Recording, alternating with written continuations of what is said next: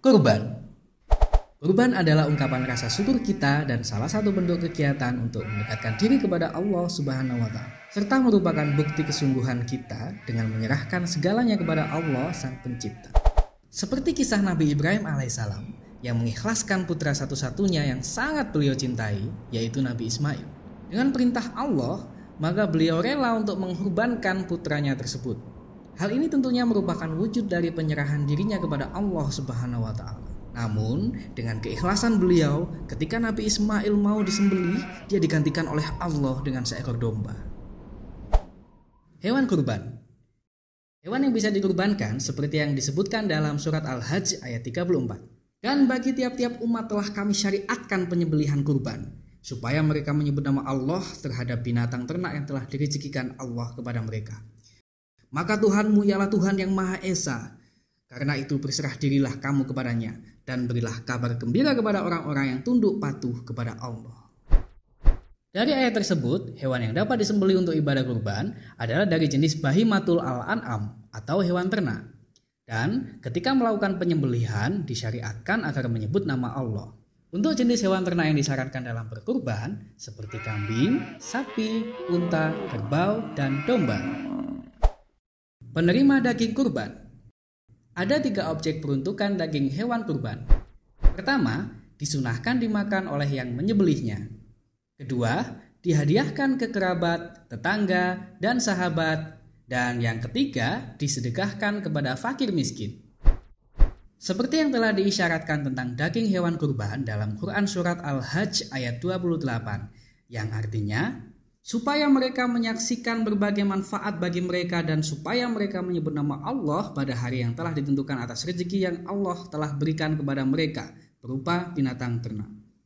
Maka makanlah sebagian daripadanya dan sebagian lagi berikanlah untuk dimakan orang-orang yang sengsara dan fakir. Video ini dipersembahkan oleh Lembaga Amil Zakat Nasional YDSF. Bismillahirrahmanirrahim. Assalamualaikum warahmatullahi wabarakatuh. Alhamdulillahirabbil alamin.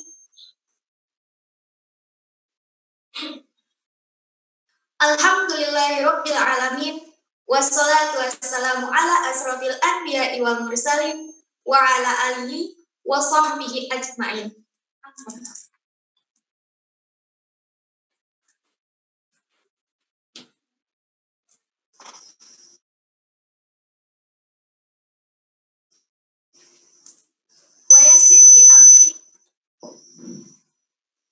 Wahlul 'uqdatam min lisani yafqahu qawli.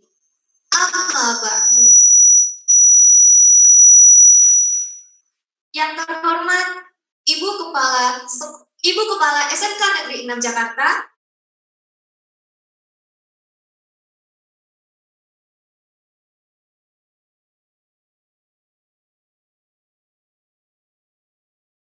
Bapak KTU, Bapak Ibu Wakil Kepala Sekolah, dan panjatkan puji dan syukur kita kehadirat Allah Subhanahu wa Ta'ala yang telah melimpahkan rahmat, taufik, hidayah, dan inayahnya kepada kita semua, sehingga kita semua dapat berkumpul dalam acara penyambutan Hari Raya Idul Adha 1441 Hijriah, kalangan apapun. Salawat serta salam tak lupa kita haturkan kepada junjungan Nabi besar kita, Nabi Muhammad Sallallahu Alaihi Wasallam, beserta para keluarganya dan juga para sahabatnya. Semoga kita semua mendapatkan syafaatnya di yaumil akhir nanti. Amin, amin, ya rabbal alamin. Perkenankan, saya Hana Latifah dari kelas 12 animasi selaku pembawa acara pada pagi hari ini untuk membacakan susunan acara. Yang pertama adalah pembukaan, yang kedua pembacaan ayat suci Al-Quran dan syari tilawah, yang ketiga sambutan dari ketua panitia, yang keempat sambutan kepala SMK Negeri 6 Jakarta, yang keempat tausiah, dan yang kelima penutup dan doa. Para hadirin yang dirahmati Allah, Untuk mempersingkat acara, marilah kita buka acara ini dengan membaca basmalah bersama-sama. Bismillahirrahmanirrahim. Langsung saja kita lanjut ke acara yang kedua, yaitu pembacaan ayat suci Al-Quran yang akan dibacakan oleh Rifdah Widisa Fitri dari kelas 12 akuntansi 1 dan Sari Tilawah yang akan dibacakan oleh Arifah Dwi Kamila dari kelas 12 bisnis dari pemasaran 2. Kepada Rifdah dan Arifah, silakan.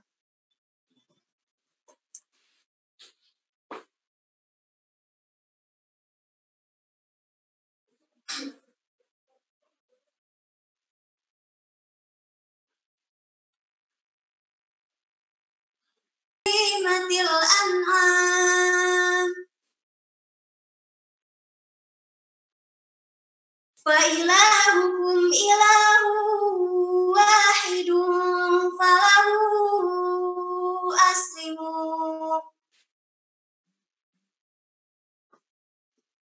wa basyiril muhbitin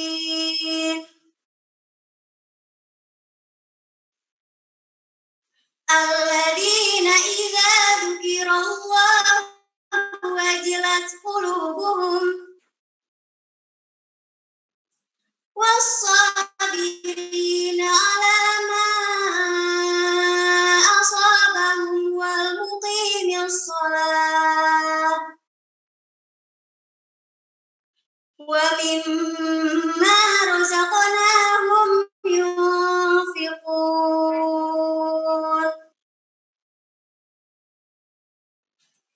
wal budna ja'alnaha lakum min sya'airillahi lakum fiha khair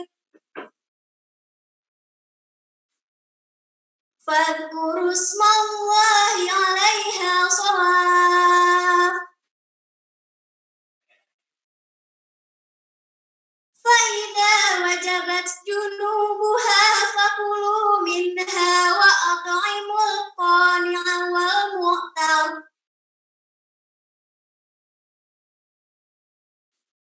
كذلك سخرناها لكم لعلكم تشكرون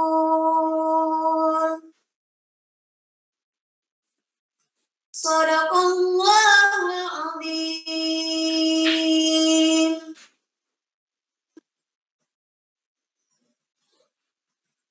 Aku berlindung kepada Allah dari godaan syaitan yang terkutuk dengan menyebut nama Allah yang Maha Pengasih lagi Maha Penyayang. Dan bagi setiap umat telah kami syariatkan penyembelihan kurban agar mereka menyebut nama Allah atas rezeki yang dikaruniakan Allah kepada mereka berupa hewan. Maka Tuhanmu ialah Tuhan yang Maha Esa. Karena itu, berserah dirilah kamu kepadanya dan sampaikanlah Muhammad kabar gembira kepada orang-orang yang tunduk patuh kepada Allah, yaitu orang-orang yang apabila disebut nama Allah, hati mereka bergetar, orang yang sabar atas apa yang menimpa mereka, dan orang yang melaksanakan sholat, dan orang yang menginfakkan sebagian rezeki yang kami karuniakan pada mereka. Dan unta-unta itu kami jadikan untukmu bagian dari syiar agama Allah. Kamu banyak memperoleh kebaikan padanya. Maka sebutlah nama Allah ketika kamu akan menyembelihnya dalam keadaan berdiri dan kaki-kaki telah terikat.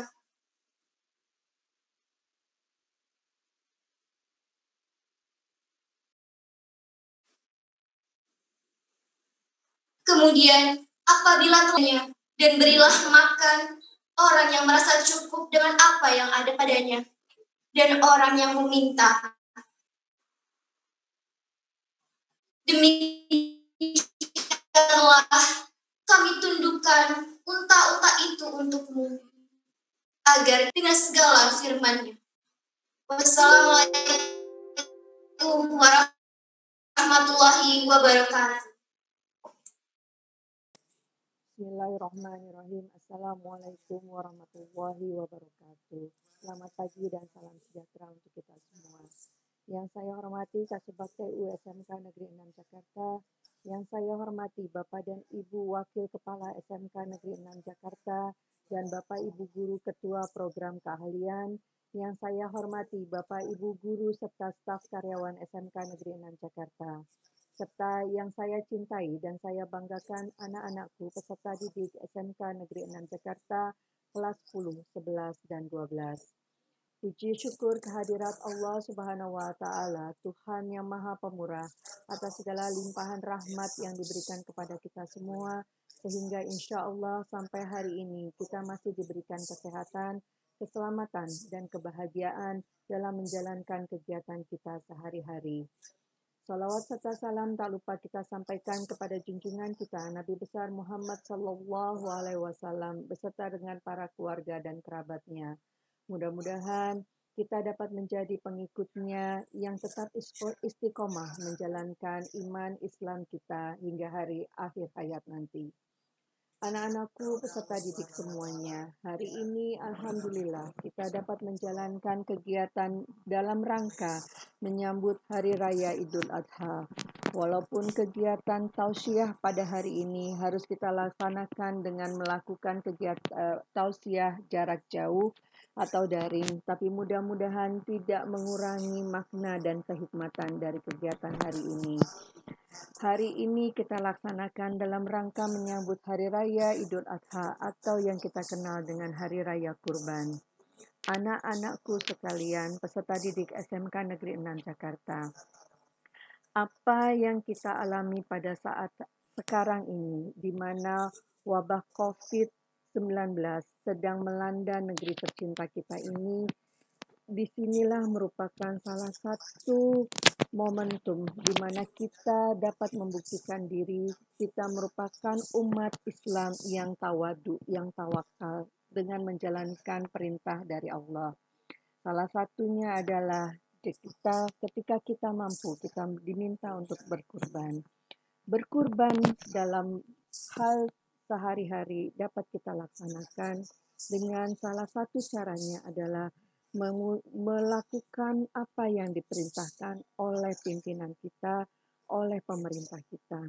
Sebagai seorang peserta didik, ada hal yang harus kalian korbankan, di mana kalian harus mengorbankan diri kalian untuk tidak dapat bertemu dengan teman-teman kalian pada saat sekarang ini, di mana virus corona masih melanda di negeri kita ini. Kalian pun harus mengorbankan kebahagiaan kalian untuk tidak bisa berkumpul, tidak bisa berjalan-jalan, tidak bisa melakukan pembelajaran atau kegiatan belajar mengajar di sekolah tercinta kita. Kalian pun harus mengorbankan diri kalian, mengorbankan mungkin uang jajan kalian untuk membeli kuota-kuota internet sehingga kalian dapat melakukan pembelajaran jarak jauh. Ibu, bapak, dan guru juga serta staf karyawan juga perlu mengorbankan waktu mereka. Ibu, bapak, guru mengorbankan waktu mereka di mana mereka seharusnya bisa bercengkrama dengan keluarga mereka masing-masing. Tetapi mereka masih meluangkan waktu untuk menyiapkan bahan ajar sehingga kalian tetap dapat belajar di rumah masing-masing. Ibu, bapak, dan guru masih meluangkan waktu ke mereka masing-masing untuk dapat menjawab, memberikan solusi-solusi atas permasalahan yang kalian hadapi. Oleh karena itu, momentum tahun ini, momentum perayaan Hari Raya Idul Adha atau Hari Raya Kurban, saya rasa, saya yakini mempunyai hikmah yang besar bagi kita semua. Oleh karena itu, anak-anakku sekalian, janganlah kalian merasa kecewa, janganlah kalian merasa marah dengan kondisi yang ada. Marilah kita ikhlaskan, kita relakan apa yang terjadi pada saat sekarang. tetaplah istiqomah, tetaplah meyakini bahwa segera negara kita ini, negeri kita tercinta ini akan pulih kembali. Anak-anakku, saya selaku pimpinan SMK Negeri 6 Jakarta menyampaikan pesan kepada kalian semuanya untuk mematuhi aturan yang ada, baik dari pemerintah maupun dari lingkungan kalian ataupun dari orang tua kalian masing-masing. Tetaplah berada di rumah, karena ternyata masa transisi ini bukanlah merupakan masa yang menyenangkan buat kita semua. Masa transisi ini telah terbukti malah menambah jumlah dari pasien yang terkena dengan corona. Oleh karena itu anak-anakku sekalian, jikalau kalian tidak benar-benar penting, jikalau kalian tidak benar-benar perlu, tetaplah berada di rumah, tetaplah menjaga kesehatan, tetaplah menjalankan protokol COVID-19. Mudah-mudahan kita semua, anak-anakku sekalian, ibu bapak guru, serta karyawan tetap diberikan kesehatan dan keselamatan, dan kita segera dapat berkumpul kembali. Selanjutnya, saya selaku pimpinan SMK Negeri 6 Jakarta, atas nama pribadi beserta keluarga besar SMK Negeri 6 Jakarta, mengucapkan mohon maaf lahir dan batin. Mudah-mudahan kita semua dapat menerima hikmah yang terbaik. Kita semua dapat mengamalkan apa yang diamalkan dalam rangka merayakan Hari Raya Idul Adha. Selamat merayakan Hari Idul Adha esok hari di hari Jumat. Semoga kita semua dapat menjadi insan-insan umat Islam yang baik yang dapat menjalankan ajaran agama kita. Jangan tinggalkan agama, jangan tinggalkan sholat, tetap patuhi aturan dan ikuti perintah orang tua kalian.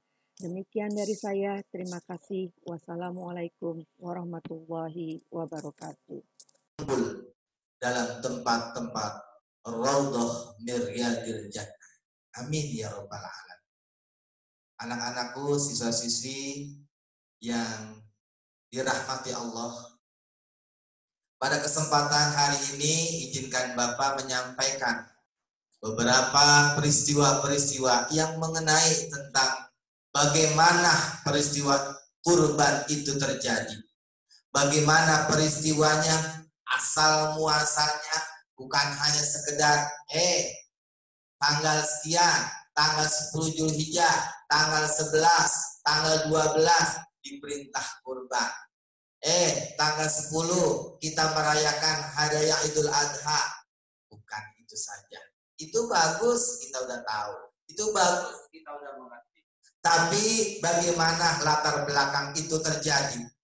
Sehingga kita bagaimana melihat riwayat Nabi Ibrahim alaihi salam. Tentu kamu tahu kan Nabi Ibrahim? Udah kenal belum? Belum, Bapak juga belum kenal. Tapi kita bisa mengenal dari riwayatnya, dari sejarahnya. Kita mendengar, baca, dan memperhatikan orang-orang menyampaikan ketika peristiwa Idul Adha atau peristiwa kurban itu terjadi. Bagaimana seorang figur Ibrahim alaihi salam yang didampingi istrinya yang cantik. Siapa nama istrinya? Siti Sarah. Siti Sarah begitu setianya mendampingi Ibrahim dengan berbagai cobaan-cobaan hidup dalam keluarga. Sehingga kita tahu berapa lama dia membina rumah tangga Siti Sarah dan Nabi Ibrahim alaihi wasallam sampai gak dikasih keturunan. Nah, siapa yang mau, siapa yang enak ketika menikah gak punya keturunan. Kasihan dulu. Tapi dengan kesabarannya Nabi Ibrahim tetap istiqomah, tetap menjalankan tugas dan misinya. Sampai-sampai Siti Sarah kekasianan. Kasihan melihat Nabi Ibrahim Dia tahu pikirannya Ibrahim itu pengen punya anak, tapi Siti Sarah nggak bisa ngasih keturunan, belum dikasih oleh Allah mungkin. Tapi dengan kesabarannya, Siti Sarah ngomong sama Nabi Ibrahim. Kalau kata kita mah, Bang, kalau memang pengen punya keturunan mah, saya mah boleh kalau abang nikah lagi. Nah, kira-kira tuh kita kalau suruh itu kira nggak nih bagi laki-laki? Lanjut bini nyuruh nikah lagi. Coba perempuan yang mana yang sampai rela nyuruh suaminya nikah? Tapi Nabi Ibrahim dengan ketulusannya, jangan, saya masih minta dengan kamu secara, saya tetap setia. Lambat laun diperhatikan seperti itu sampai ngomong lagi yang kedua dan yang ketiga. Udah, kalau emang mau nikah nanti saya cariin perempuannya. Beneran nih, ya udah cariin dah. Nanti saya lihat. Udah gak usah jauh-jauh. Tuh ada pembantu kita, hitam orangnya. Kira-kira mau nggak? Kira-kira siapa itu istri yang kedua? Nabi Ibrahim. Ada yang tahu? Siti Hajar. Siti Hajar dipanggil oleh Siti Sarah untuk menikah dengan Nabi Ibrahim. Nabi Ibrahim karena memang persetujuan dari istrinya, ya hayu aja, mau aja, gak ragu-ragu lagi.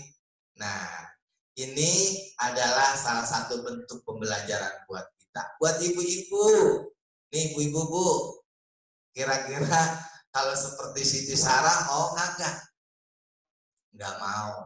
Tapi yang namanya laki-laki jangankan dilarang, banyak yang diem-diem, pada nyari lagi, ya nggak Pak? Hah?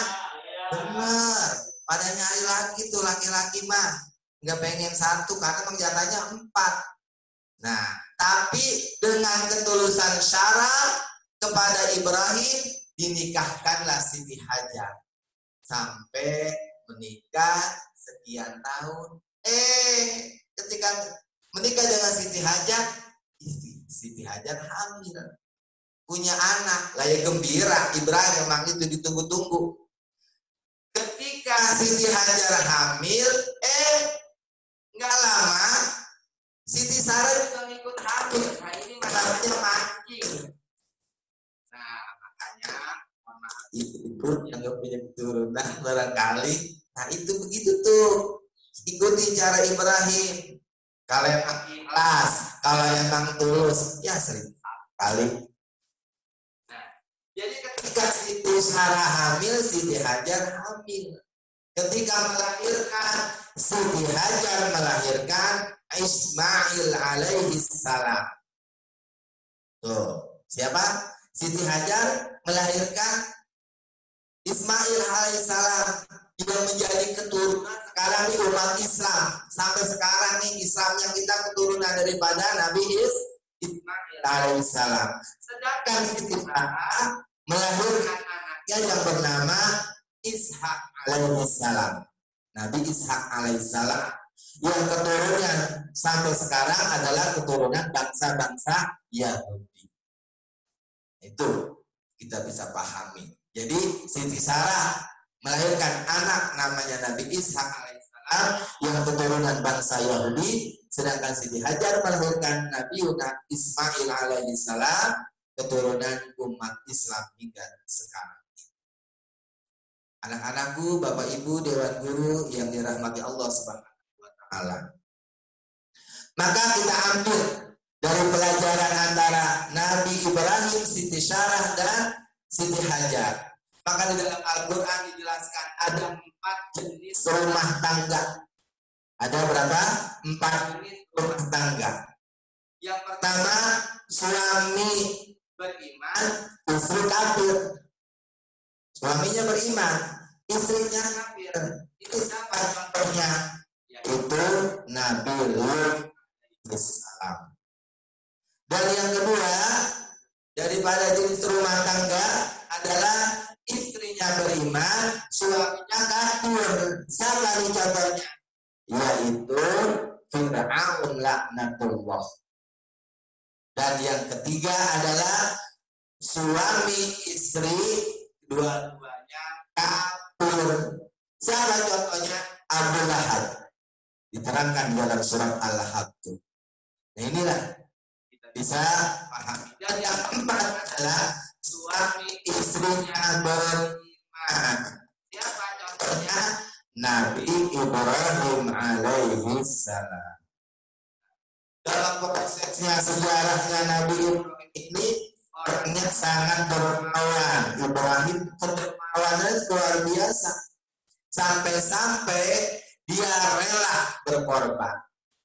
Dia rela berkorban mengeluarkan 300 ekor unta, 350 ekor sapi, dan 1000 ekor domba atau kibas.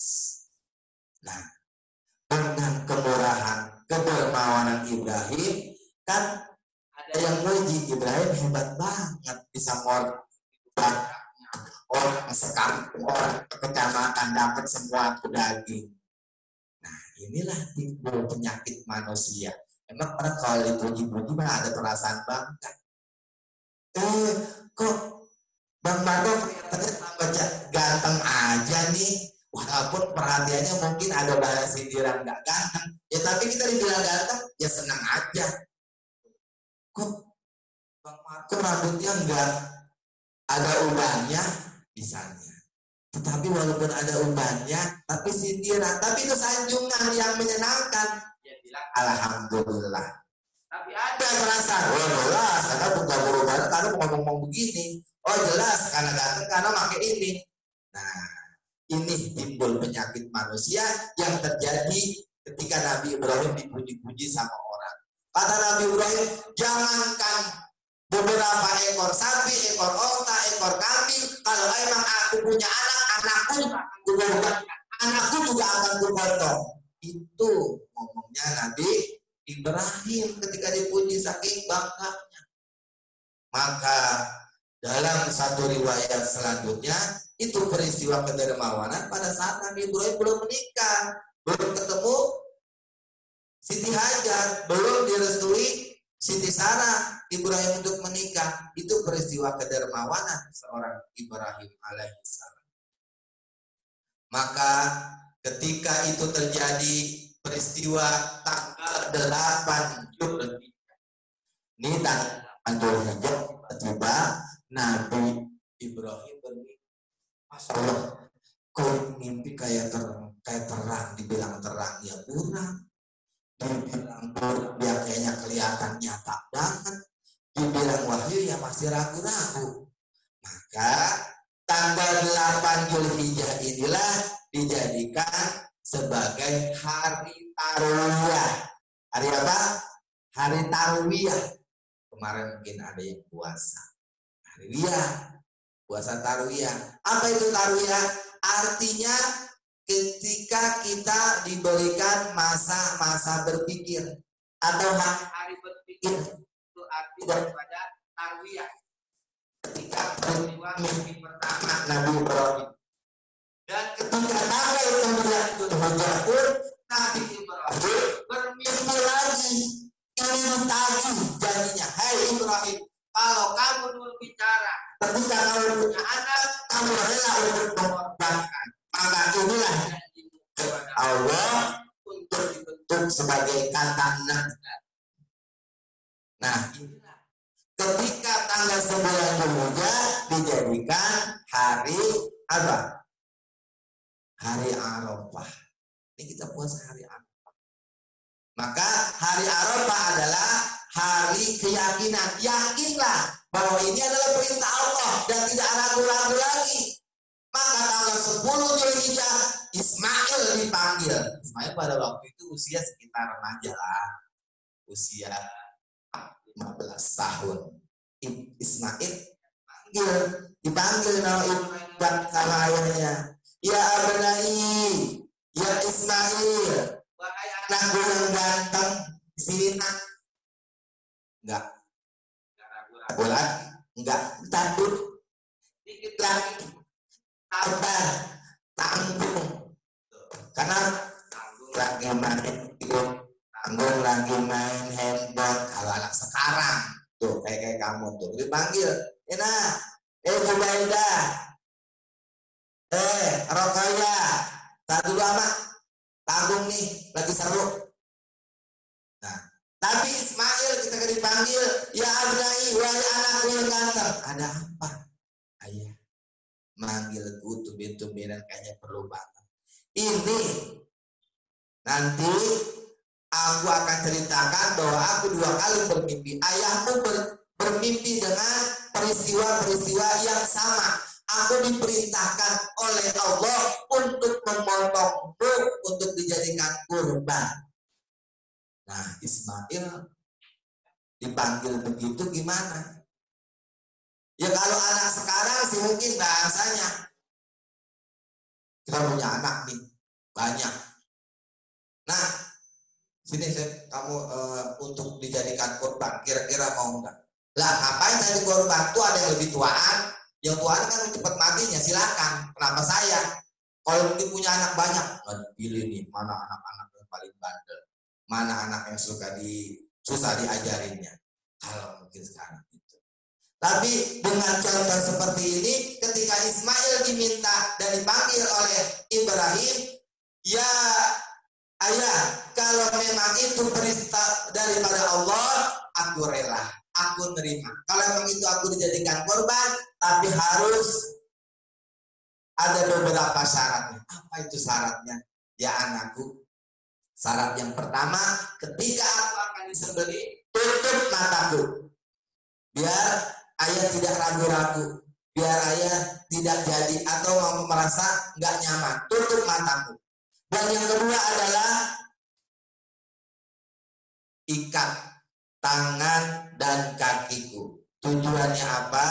Agar aku tidak meronta-ronta, agar aku tidak kerasa takut. Dan yang ketiga adalah pisaunya yang tajam. Kalau motong pisaunya agak tajam, kira-kira gimana? Mempan enggak? Pisaunya tumpul. Makanya kan pisau yang utama adalah pisau yang paling tajam ketika menyembelihku. Dan yang keempat adalah baju yang aku kenakan ketika disembelih jangan sampai kena darah. Dan yang kelima, ketika peristiwa aku sudah disembelih, jangan sampai ada anak-anak yang lalu lalang depan rumah yang mengakibatkan ibu akan ingat dengan aku, akan teringat dengan anak-anak sepantaranku. Itu aja syarat daripada permintaanku ketika nanti akan disembelih. Maka Ibrahim manggil Hajar.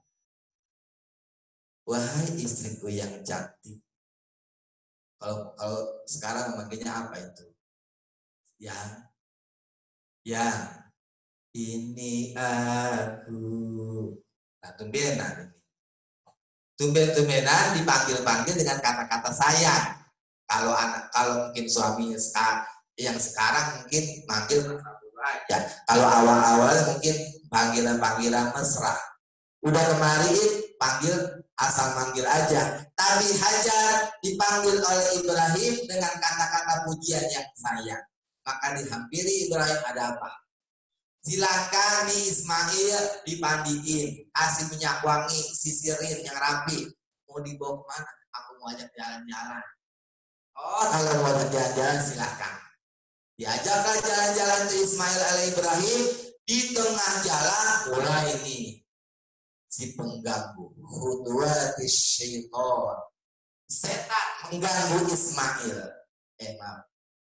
Setan mengganggu Ibrahim. Ibrahim, lah itu anak yang lagi dipengenin, anak yang udah puluhan tahun pengen diharapkan untuk keturunan kamu. Kenapa kamu mau sembelih? Cakep banget anaknya, badannya juga gemuk. Ini perintah Allah. Karena perintah Allah akan aku jalankan dan Ismail siap untuk disembelih. Kamu setan mau ikut campur, akhirnya Ibrahim ambil batu tuh. Lempar pakai batu tuh, setan akhirnya kena pantatnya. Lari lagi tuh setan ke Balikpapan. Setelah dirayunya Ibrahim gak kenal setan, kemudian tuh setan lari ke tempat Siti Hajar. Kata Kata setan, ya Hajar, tadi aku ketemu Ibrahim, katanya Ibrahim tuh mau nyembeli anak kamu. Lah kamu sebagai ibunya setuju enggak? Tapi itu katanya perintah daripada Allah untuk menyembeli anaknya. Dengan sigap Siti Hajar, kalau memang itu perintah Allah, aku tidak ragu-ragu lagi. Aku yakin bahwa itu benar. Kamu setan mau ikut campur, dilempar lagi oleh Hajar itu pakai batu setan itu. Akhirnya mampir tuh setan, lari ngibrit sampai ke Palembang. Ngapain? Setelah Hajar nggak kena dirayu setan, ke Ismail nih yang ketiga. Halo boy, halo ganteng, kamu ganteng-ganteng, keren-keren begini, mau disembelih sama bapak kamu, walaupun itu perintah Allah. Ya setan, kamu mau ikut campur urusanku, aku tidak akan pernah terpengaruh apa yang kamu omongin. Ismail ngambil batu lagi, dilempar tuh setan, kena matanya, pecong tuh setan. Pecong apa? Picek ya. Nah, itu ketika rayuan, bisikan daripada setan mengganggu Ibrahim, mengganggu Siti Hajar, mengganggu daripada Ismail. Maka peristiwa penggangguan setan ini merupakan simbol bagaimana permusuhan manusia dengan iblis. Maka ketika 3 peristiwa ini dijadikan simbol pada saat peristiwa ibadah haji. Haji itu melempar 3 jumroh. Jumroh Aqobah, jumroh wusta, dan jumroh ula. Jumroh Aqobah ini melempar setan-setan yang besar. Jumroh wusta melempari setan-setan yang sedang, dan ula setan yang kecil. Nah inilah daripada peristiwa ketika Nabi Ismail akan disembelih dengan 3 bisikan daripada setan yang dilempari batu yang jadikan simbol pada saat peristiwa ibadah. Bagaimana ini kelanjutannya sampai kepada Ismail ketika sampai kepada tempat pemotongan. Ibrahim kemudian gak ragu-ragu lagi, langsung Ibrahim dibaringkan Ismail di atas batu, kemudian dimiringkan ke Ismail, ditutup matanya sesuai dengan perintahnya, pedang atau golok yang sudah siapkan sangat tajam. Ketika Ismail dimiringkan pipinya sampai menyentuh tanah dan batu, ketika peristiwa itu akan disembelih Ismail, goloknya nggak mempan. Lah kata Ismail, lagi mana sih? Katanya mau nyembelih, tapi ini pisaunya kagak tajam. Coba lihat dulu nih goloknya. Ini udah diasah, ini benar-benar luar biasa tajamnya. Akhirnya Ismail saking nggak sabarnya nggak jadi-jadi karena nggak tajam potong lehernya, tuh pisau ditancap ke batu yang besar. Itu batu malah pecah. Lah emang batu sama kulit kuatan mana coba? Kan kulit manusia mas berapa? Dicubit aja merah. Lah ini pakai golok nggak tajam, tapi tajamnya ketika ditancapkan ke batu malah batunya hancur. Akhirnya ketika mau disembelih berikutnya, Ismail bilang nanti dulu ayah nanti dulu. Barangkali karena tanganku diikat, kaki diikat, saatnya aku nggak ikhlas mau disembelih. Yaudah buka aja nih tangan dan kaki biar Allah tahu bahwa aku disembelih ini benar-benar ikhlas. Akhirnya Allah Subhanahu wa Ta'ala mendengar rasa keikhlasan itu. Allah mendengar di atas arasy-Nya, kemudian Dia berkata kepada para malaikat yang diterangkan di dalam surat Al-Baqarah ayat 30. Wa idz qala rabbuka lil malaikati inni ja'ilun fil ardi khalifah qalu ataj'alu fiha man yufsidu fiha wa yasfiku dima wa nahnu nusabbihu bihamdika indika wa nuqaddisu lak qala inni a'lamu ma la ta'lamun. Surat Al-Baqarah menegaskan kepada para malaikat, hei malaikat, dulu ketika aku mau menciptakan manusia sebagai khalifah, kamu menuntut, kamu tidak boleh, karena dianggap manusia suka menumpahkan darah, suka membuat kerusuhan, tetapi ini ada manusia yang benar-benar ikhlas menjalankan perintahku dan mau disembelih. Akhirnya diperintahkan Jibril, hei Jibril, ambil kimas, ambil daripada kibas hewan untuk menggantikan daripada Ismail untuk dijadikan kurban. Akhirnya para malaikat mengucapkan Allahu Akbar, Allahu Akbar, Allahu Akbar. Dengar oleh Ibrahim. Dilanjutkan dengan kata-kata La ilaha illallah, Allahu Akbar. Lanjut Ismail, Allahu Akbar walillahil hamd. Ayo kita takbir sama-sama. Allahu Akbar, Allahu Akbar, Allahu Akbar. La ilaha illallah, Allahu Akbar. Allahu Akbar walillahil hamd. Itulah peristiwa bagaimana ketika Allah menjadikan perintah, menjadikan manusia, didelegasikan kita hidup di alam dunia ini adalah sebagai khalifah. Tinggal bagaimana kita mempertanggungjawabkan hidup kita.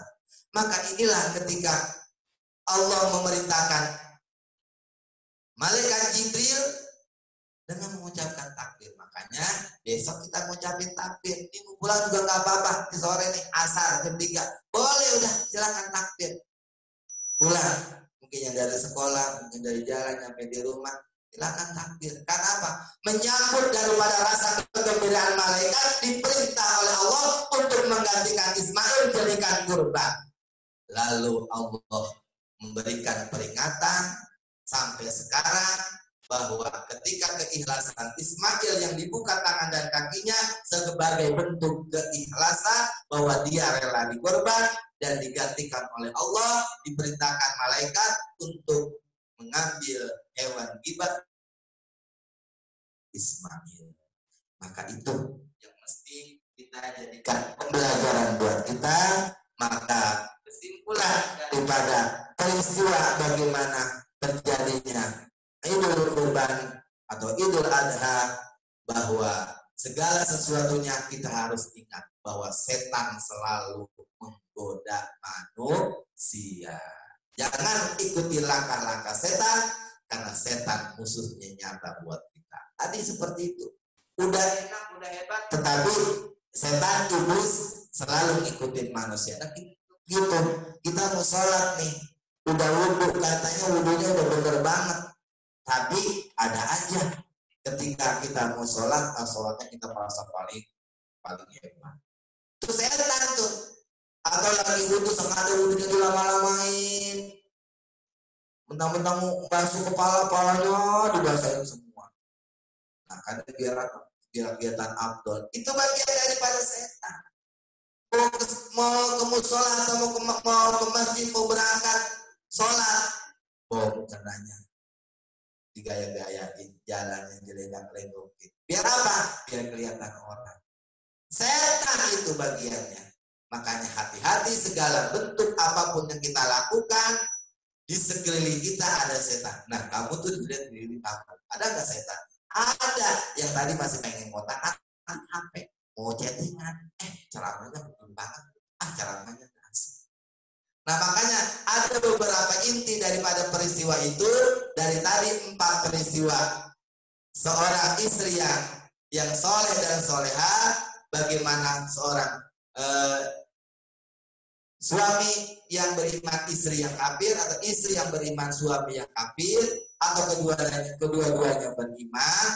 atau kedua-duanya kafir. Nah, ketika dari pemilihan kriteria rumah tangga itu kira-kira kita pilih mana? Bu, Pak, ayo nak. Kira-kira milih mana? Ayo, milih yang keempat. Dua-duanya beriman. Nah, tapi istrinya dua. Ayo, kira-kira. Ini ada yang ngomong, nggak asik ceramah. Udah tutup aja. Tapi ini memang bagian daripada sejarah peristiwa kurban dari ketika Siti Sarah memberikan dan memberikan peluang Ibrahim untuk menikah kembali. Mudah-mudahan ini adalah kita jadikan pembelajaran buat kita bahwa segala sesuatunya kita melakukan yang terbaik dan kita melakukannya dengan ikhlas, kita melakukannya dengan tuntas, kita melakukannya dengan apa-apa yang ada di sekeliling kita, mulai dengan apapun yang kita kerjakan, mulai dengan berdoa dan berdoa. Mudah-mudahan bermanfaat yang bisa saya sampaikan pada pagi hari ini. Mudah-mudahan kita sambung kembali pada waktu dan gelombang yang sama. Demikian, kurang lebihnya mohon maaf. Wallahu muwaffiq ila aqwamit thoriq. Wassalamualaikum warahmatullahi wabarakatuh.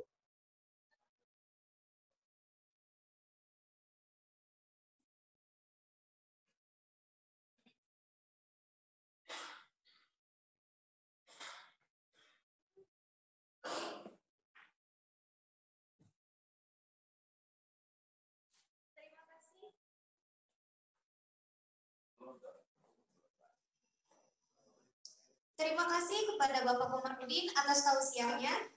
Selanjutnya, tausiah yang kedua akan disampaikan oleh Bapak Agus. Kepada Bapak Agus, silakan.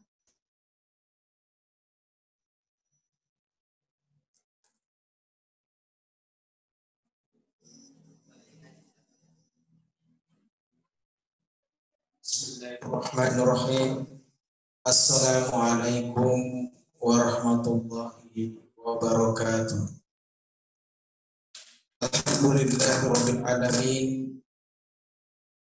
Alladzi arsala rasulahu bil huda wa dinil haq liyuzhirahu 'ala ad-dini kulli walau musyrikun wa kafa billahi shahida. Asyhadu an la ilaha illallah wahdahu la syarika lah wa asyhadu anna Muhammadan abduhu wa rasuluhu la nabiyya ba'dah. Pertama-tama yang kami hormati Ibu Kepala Sekolah SMK Negeri 6, Ibu Aziza MPD, Bapak Kasubag TU, Bapak Dahyar, para wakil SMK Negeri 6, Bapak, Ibu guru, serta karyawan, serta anak-anakku yang berbahagia. Alhamdulillah, puji syukur karena Allah Subhanahu wa Ta'ala yang telah memberikan segala nikmat bagi kita sehingga kita hari ini bisa hadir di acara tausiah Idul Adha secara virtual. Selawat serta salam kita aturkan kepada baginda Rasulullah SAW beserta para sahabat dan keluarganya dan orang-orang yang mengikutinya sampai yaumul kiamat. Dan semoga kita termasuk orang-orang yang mengikutinya. Amin ya rabbal alamin. Para guru, para dewan guru dan anak-anak sekalian, kalau tadi Pak Komarudin sudah menjelaskan sejarah tentang Idul Adha, maka ceramah yang kedua ini saya fokuskan mengenai hikmah menjalankan hari-hari di bulan Zulhijjah ini. Dan perlu diketahui bahwa bulan Zulhijjah ini adalah salah satu dari 4 bulan suci atau bulan haram, di mana segala sesuatu yang kita kerjakan di bulan haram ini, di uji ini, diberikan kelipatan pahala yang sangat luar biasa. Di antaranya kita di bulan Dzulhijjah, bulan Dzulqa'dah, bulan Muharram, dan bulan Rajab. Dan perlu diketahui bahwa di hari-hari 10 hari menjelang hari Idul Adha adalah hari-hari yang sangat luar biasa, di mana hari-hari ini kata Rasulullah SAW adalah hari-hari yang penting, hari-hari yang bisa mengalahkan 10 hari terakhir bulan Ramadan. Dikatakan oleh Rasulullah SAW bahwa hari-hari ini adalah hari-hari yang sangat luar biasa yang harus kita jalankan dengan sebaik-baiknya. Para sahabat bertanya, apakah pahalanya sama dengan orang yang berjihad di jalan Allah Subhanahu wa Ta'ala? Kata Rasulullah SAW, tidak, bahkan bisa melebihinya. Bahkan Rasulullah menyatakan bahwa orang-orang yang menjalankan ibadah di dalam 10 hari pertama di bulan Dzulhijjah ini sama dengan orang yang berjihad di jalan Allah Subhanahu wa Ta'ala dengan harta dan jiwanya dan pulang tidak membawa nyawanya lagi. Jadi dia berjihad dengan harta dan jiwanya dan pulang tidak membawa segala sesuatu apapun, bahkan nyawanya hilang. Ini yang perlu kita ketahui. Jadi di dalam 10 hari pertama bulan Ramadan adalah hari-hari yang sangat luar biasa. Sehingga pada hari 10 hari pertama ini seharusnya kita bisa menjalankan dengan sebaik-baiknya. Bersedekah, membaca Al-Quran, bahkan dikatakan bahwa baca Al-Quran sampai khatam dalam 10 hari.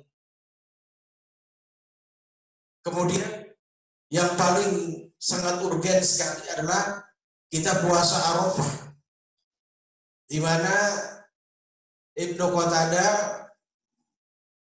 menjelaskan tentang hadis Rasulullah SAW ini, ya, dikatakan suila yaumin Arafah. Qatadah ya menjelaskan bahwa Rasulullah SAW ditanya oleh para sahabat apa tentang manfaat dari hari Arafah itu. Maka kata Rasulullah SAW bahwa hari Arafah itu adalah hari di mana orang yang berpuasa akan diampuni oleh Allah dosa yang akan datang, dosa setahun yang lalu dan dosa setahun yang akan datang, al-madiyah wal baqiyah.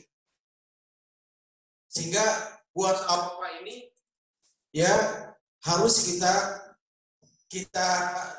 syiarkan, kita jalankan dengan sebaik-baiknya, sehingga semua orang mengetahui bahwa puasa Arafah adalah puasa yang sangat penting sekali, karena 2 tahun, setahun yang lalu dan setahun yang akan datang, puasa kita diampuni oleh Allah Subhanahu wa Ta'ala.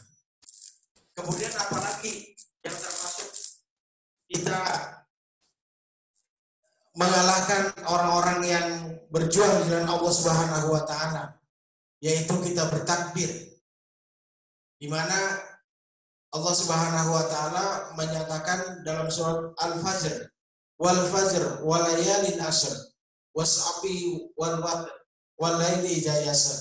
Itu dijelaskan bahwa 10 hari pertama di dalam bulan Dzulhijjah ini merupakan adalah hari-hari yang terbilang.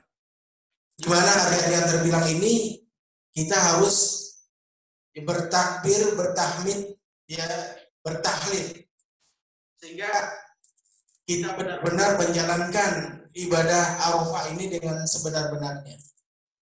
Nah, itu adalah hikmah di balik kita menjalankan Idul Adha 10 hari di hari-hari Idul Adha. Kemudian saya ingin juga menambahkan bahwa di surat As-Saffat ayat 102 dari mulai ayat 100 dikatakan Rabbi habli minas solihin, Rabbi habli minas solihin, Rabbi habli minas solihin. Ya, kemudian di situ dikatakan oleh Allah Subhanahu wa taala, ya,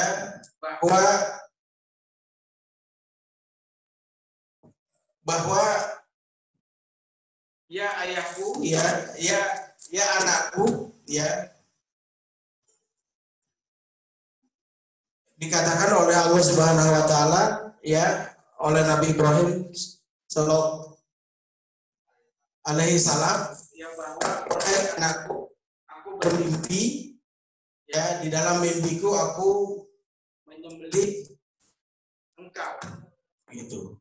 Kemudian Nabi Ismail menyatakan, ya abatuf'al ma tu'mar, ya, jalankanlah ya ayahku, itu perintah dari Allah Subhanahu wa taala. Satajiduni insyaallah minas shodiqin. Ya, bahwa kita adalah orang-orang yang dibenarkan oleh Allah Subhanahu wa taala. Di mana ayat ini menyatakan bahwa orang tua terhadap anaknya itu yang sudah remaja, tentunya sudah remaja, itu tidak bermain kasar, tapi dia harus berdiskusi, ya, jangan bentar-bentar cuma ngasih uang saja, kemudian nyuruh-nyuruh. Padahal di sini ditekankan bahwa seorang ayah harus berdiskusi dengan anaknya. Anaknya juga pun harus berdiskusi kepada ayahnya. Jangan main gadget semalaman. Jangan kalau dipanggil dia sedang, ya, bermain gadget atau tidak ada komunikasi yang sangat intens kepada anaknya. Ayahnya pergi dari pagi, ya, sampai malam, kemudian malamnya tidak bisa berkomunikasi kepada anaknya, sehingga anak dan ayah itu sering terjadi terjadi hal yang miskomunikasi, ya, tidak terjadi apa yang diinginkannya, ya. Maka Nabi Ibrahim alaihissalam dan Nabi Ismail itu memberikan satu contoh bahwa Nabi Ibrahim dan Nabi Ismail bisa berdiskusi, ya, dan bisa menjalankan perintah Allah Subhanahu wa taala dengan sebaik-baiknya. Jadi banyak keluarga-keluarga, ya, yang memang tidak bisa menjalankan nilai agama karena anak dan ayahnya tidak komunikatif. Nah, diperlukan kita komunikatif. Kalau bisa, ya, hari Arafah ini semua keluarga berpuasa. Semua keluarga mengetahui kebesaran hari Arafah ini yang besoknya akan dilanjutkan dengan Idul Adha.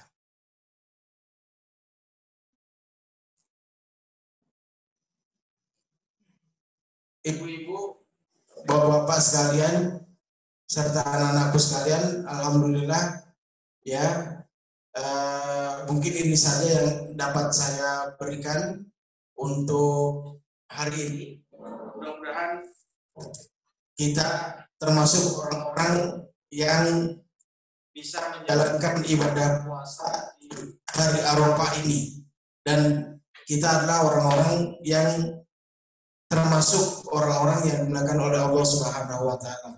Mungkin ini saja dari saya. Hadanallahu wa iyyakum ajmain wa afu minkum. Wassalamualaikum warahmatullahi wabarakatuh.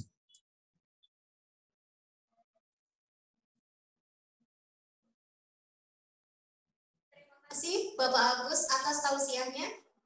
Semoga apa yang disampaikan oleh Bapak Komarudin dan Bapak Agus dapat kita amanahkan dalam diri kita masing-masing. Amin ya Rabbal Alamin. Tibalah kita di penghujung acara, yaitu penutup dan doa yang akan disampaikan oleh Bapak Agus. Bapak Agus.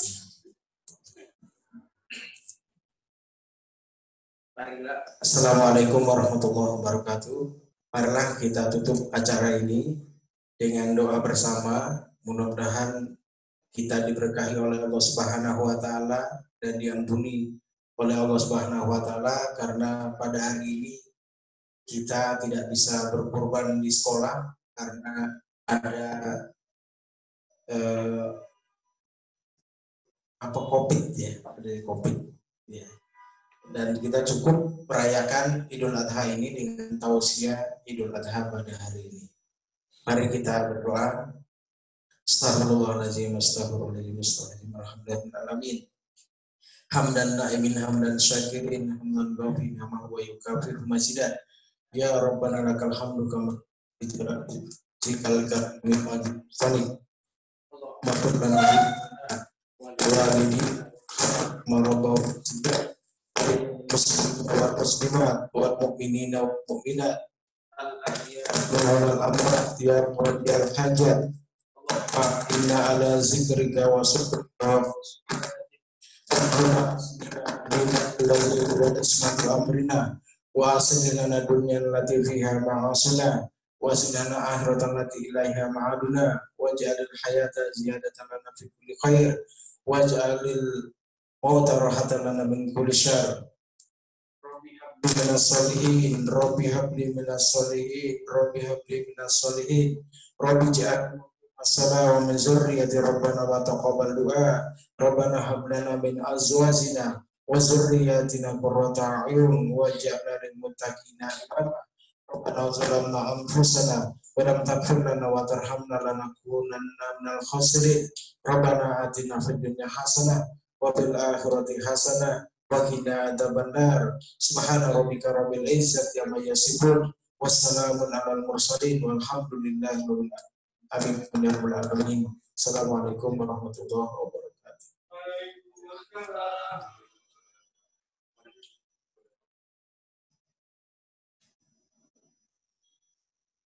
Alhamdulillah, acara demi acara telah kita lewati pada pagi hari ini. Kami mengucapkan terima kasih banyak kepada Bapak Ibu yang telah meluangkan waktu hingga acara pada pagi hari ini dapat berjalan dengan lancar. Tak lupa ucapan terima kasih kepada teman-teman semua yang telah meluangkan waktunya untuk hadir pada acara pagi hari ini. Saya selaku pembawa acara memohon maaf sebesar-besarnya apabila ada salah kata maupun perbuatan. Marilah kita tutup acara ini dengan membaca Alhamdulillah bersama-sama. Alhamdulillahirrahmanirrahim. Saya selaku pembawa acara mohon undur diri. Wassalamualaikum warahmatullahi wabarakatuh.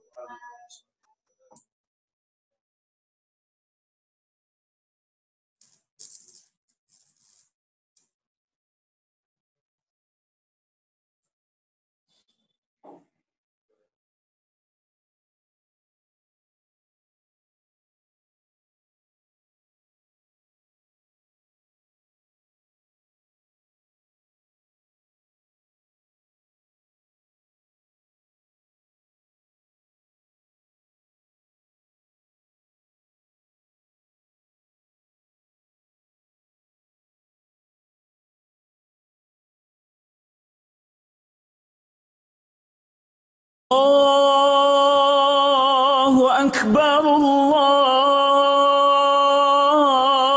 الله أكبر الله أكبر لا إله إلا الله أكبر الله أكبر ولله الحمد الله أكبر الله أكبر الله أكبر لا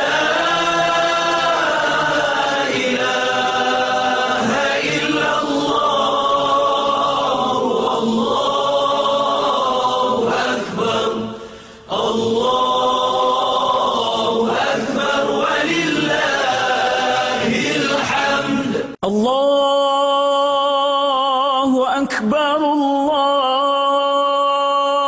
الله أكبر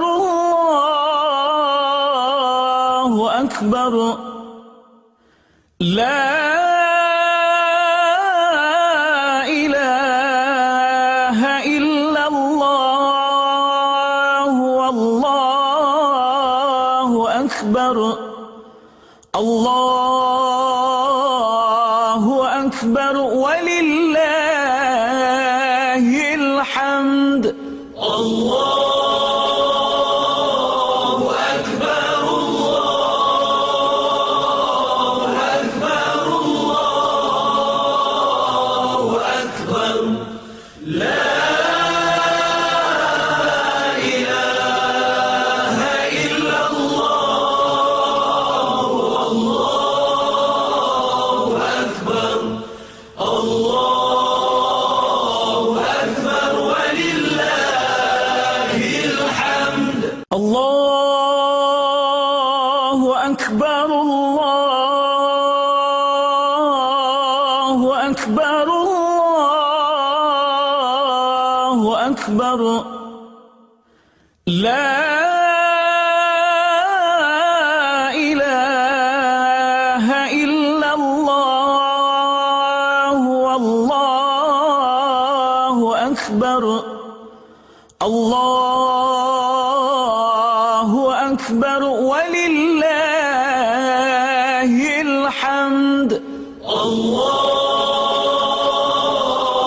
أكبر الله أكبر الله أكبر لا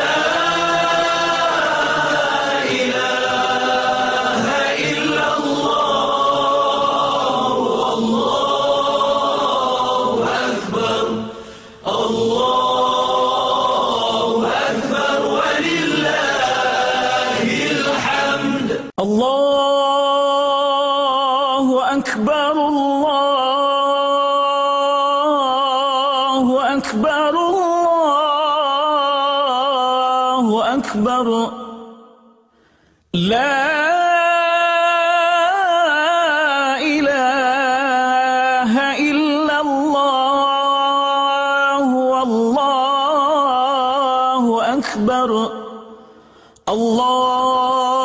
الله أكبر ولله الحمد. Created using Powtoon.